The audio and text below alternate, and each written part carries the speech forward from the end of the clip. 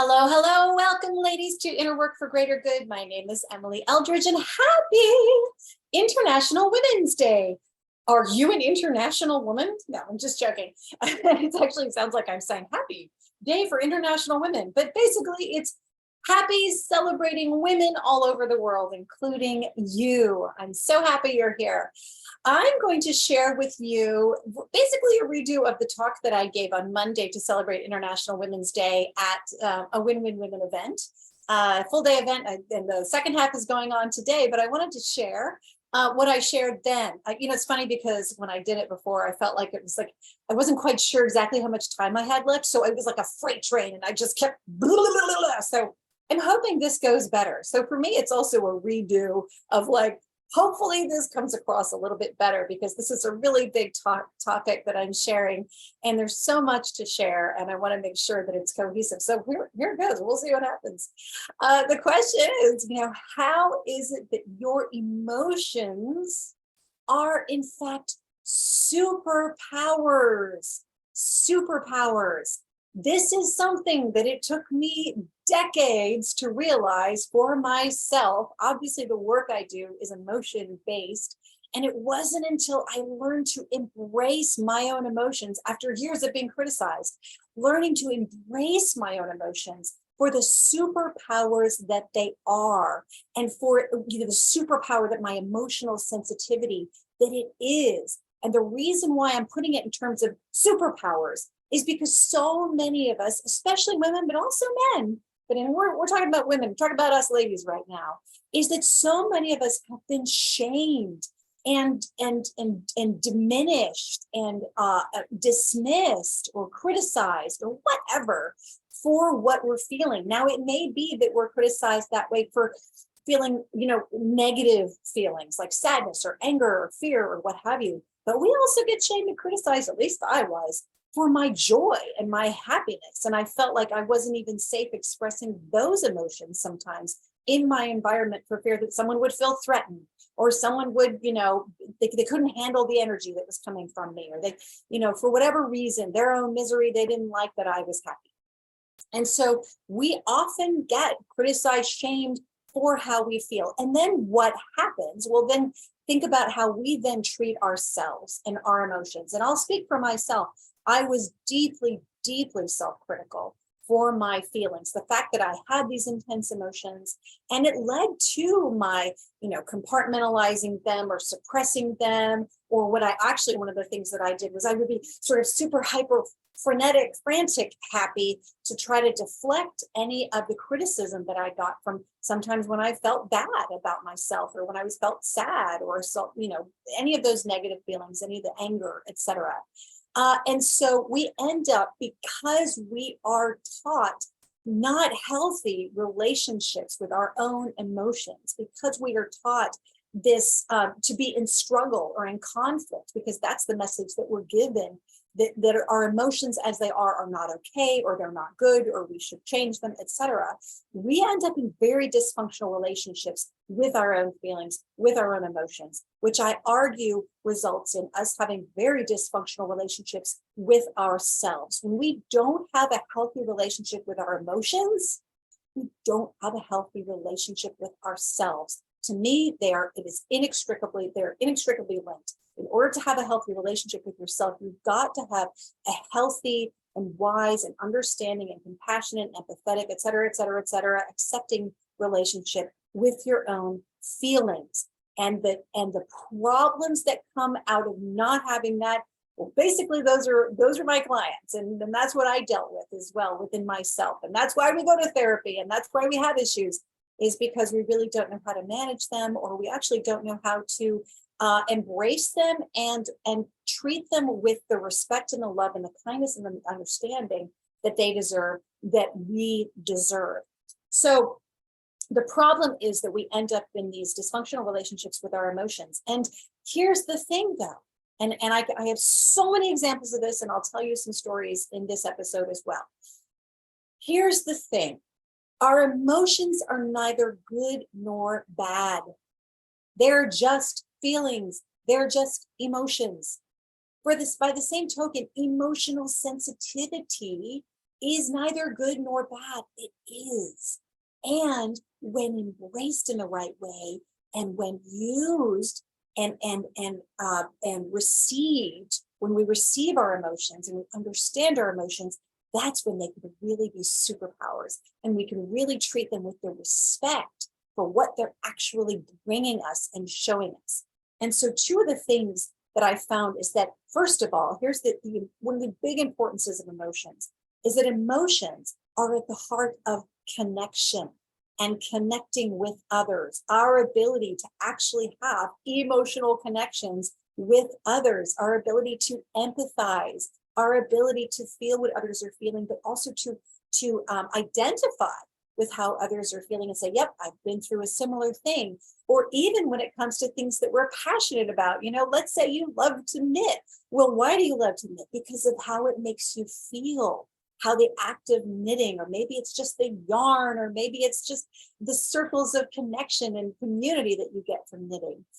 That's, in that case, it's about the emotional connection that you have with the act of knitting, but also then that translates to then your emotional connection with others through knitting, or it might be through tea, or it might be through running. It could be through any number of things. So emotions are at the heart of our sense of connection with others. Even when it's bad feelings, we can really, if we're survivors of some kind of trauma, we connect with others because of that as well, because we know how that feels. And so I'm just using that to say that emotions are such rich gems inside of us that enable us to feel that sense of connection, and to empathize with others, and for others to empathize with us.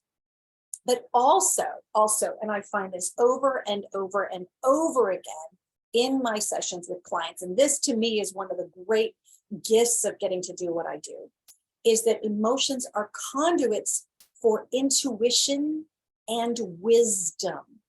So when I say intuition, sometimes we can have an intuitive hit. We don't really know why we're getting that sense, but we're still getting that sense.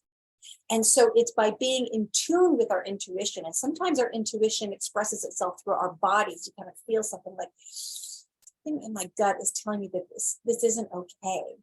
Or, getting sort of a spidey sense. And I notice I'm using the word spidey sense because that's a superpower that Spider-Man has, right? You get your spidey senses and something's kind of telling you, or it could even be like a good feeling that you get, that it's like, there's something about this person. I feel like I want to get to know them a little bit more. So the emotions, the feelings that we carry, and some of our emotional connections and feelings that we get with those are, the point is that those feelings and emotions are conduits for that intuition, that intuitive sense that we have. So consider what happens when you then disconnect from your feelings or suppress feelings, or sometimes when those, because we have a struggling relationship with our emotions and our feelings, we can actually end up with distorted reactions and distortions of those things. And so what happens is, maybe it's over exaggerated.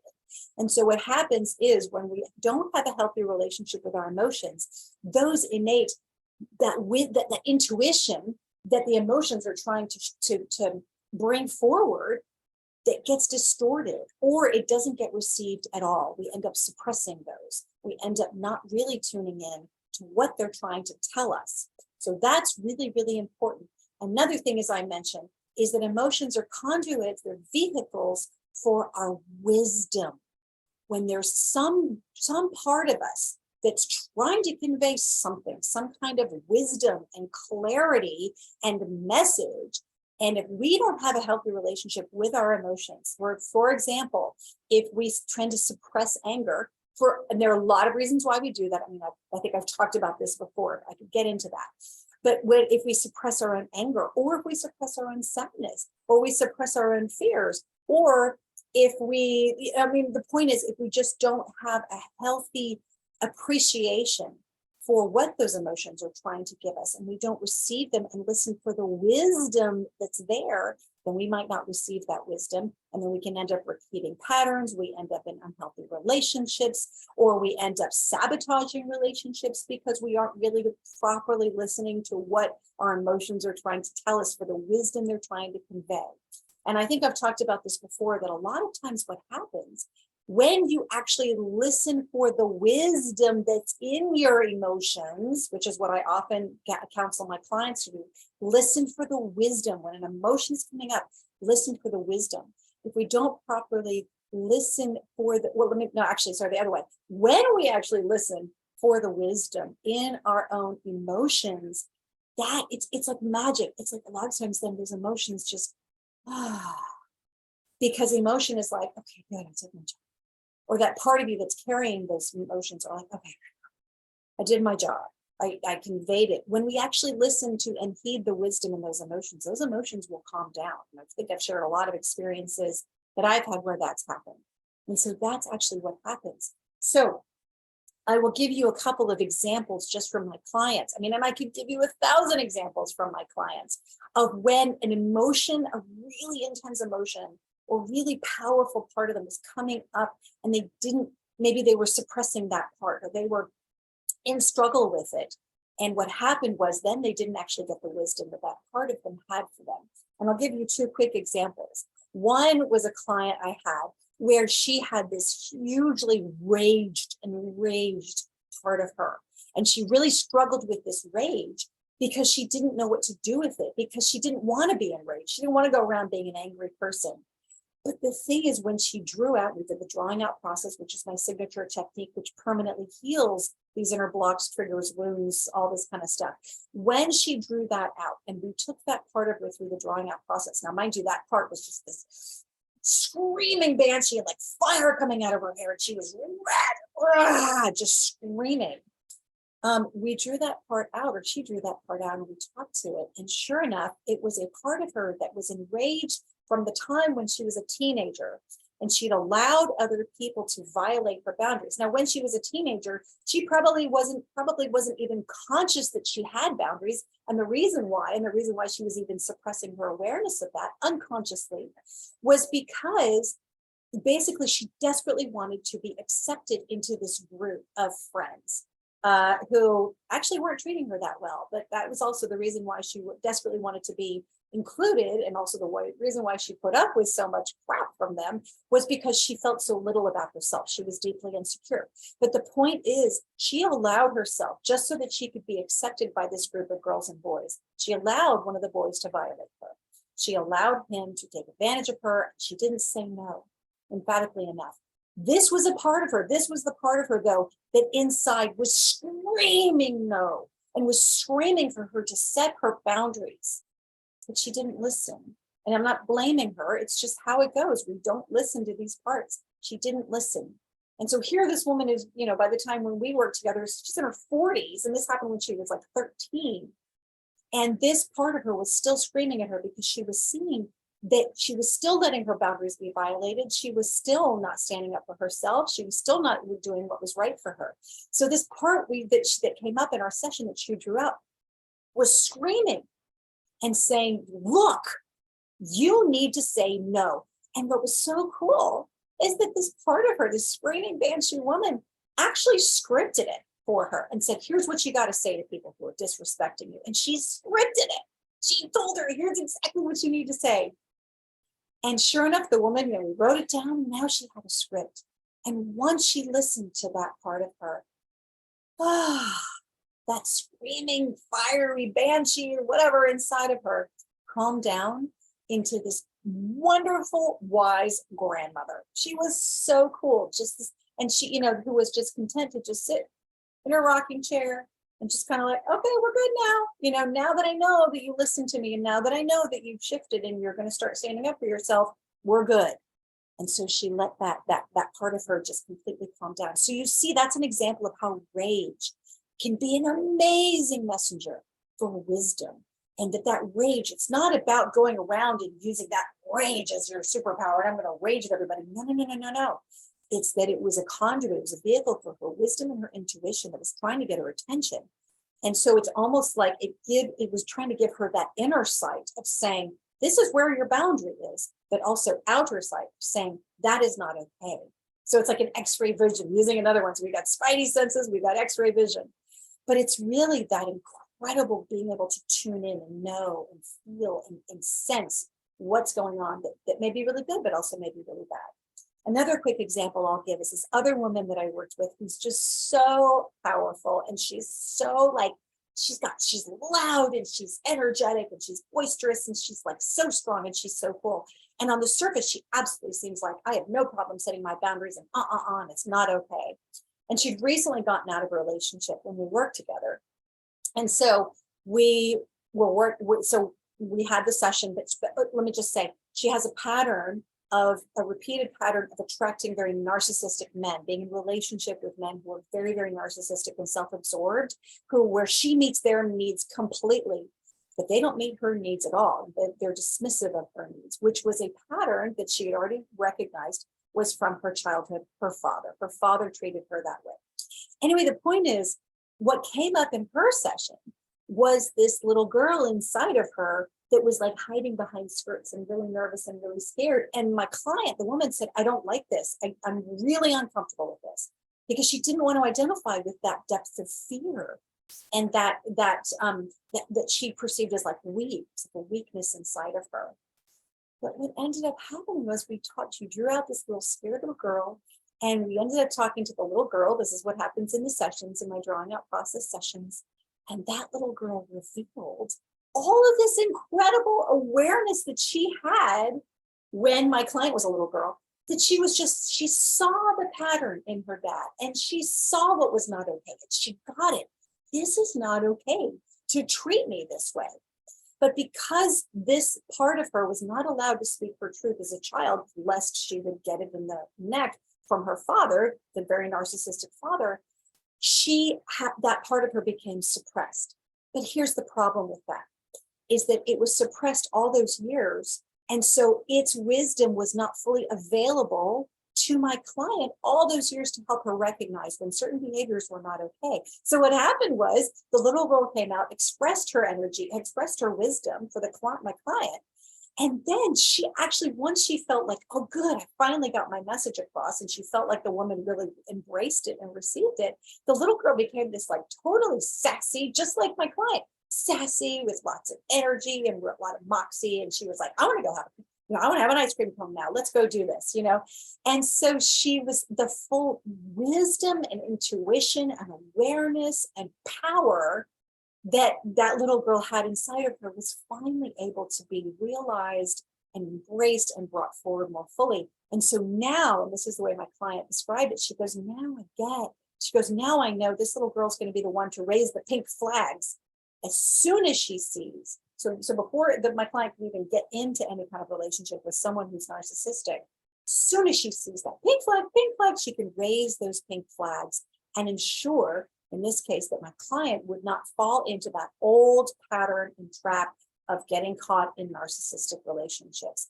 And so here's the other thing about that too. It's sort of like we can know intellectually, like, okay, this is not okay. When you sort of you might see things, you probably experience this where you see it in a relationship, but it's not kind of sinking in. It's like, it's not embodied. It's not like you have this visceral or clear response or reaction to it that says, no, this is wrong. You kind of rationalize and dismiss and all of that, even though you kind of go, well, that's not okay. No, basically the fact that this little girl was now fully embraced within her, like she could fully embrace her and feel her power inside of her. Now my client was expressing that she goes, now I can feel how that's not okay. Immediately, as soon as that stuff comes up, narcissistic, the pink flags, if you will, the red flags, as soon as those start to show up, she's like, and now I'm going to feel it in my body. I'm going to know, and I'm not. I'm going to end it right there, or whatever she's got to do. So, good stuff. The point is that your emotions are not bad. They are good. They are doing their best to serve you and bring you wisdom and intuition, whatever way they know. The important thing, though, as I started by saying, is to have a healthy relationship with these emotions. Turn towards them.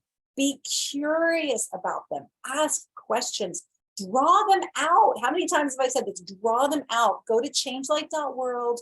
Join our free course and community. Take the free course, join our community, and take the free course. It's right there. And you can get in there and learn how to draw out these feelings and start to uncover the wisdom, the intuition, and the superpowers that are there inside of them, inside of you. All right. I hope, as always, this has been helpful. Again, my name is Emily Eldridge with Change Light, and I look forward to seeing you next time. Bye.